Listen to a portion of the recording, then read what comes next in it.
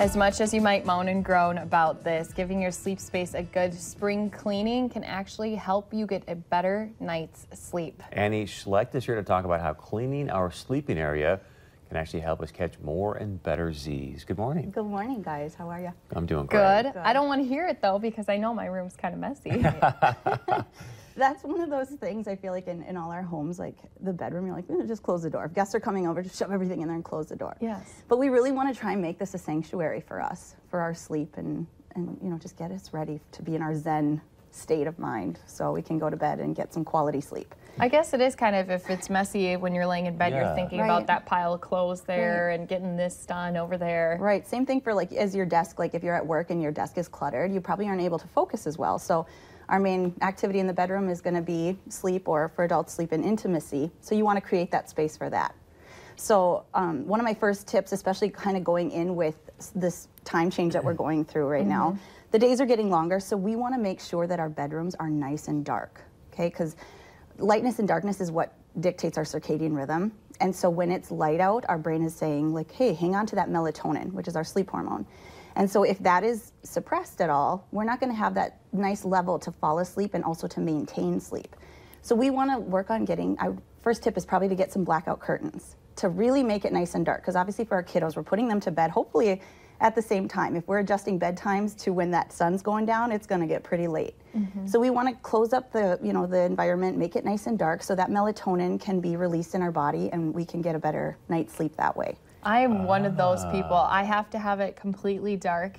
I was just telling you too, like even if there's a button on a TV or a light from someone's phone goes off, I hate that. Right.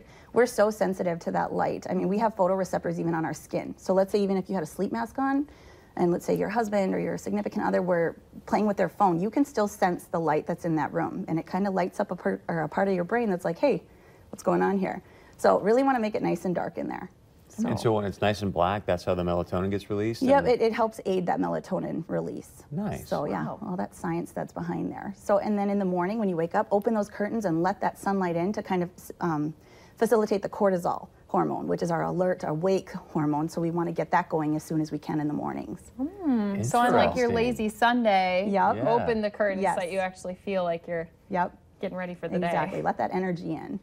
I do like her second tip is something that we're all guilty of and don't do. Clean under the bed.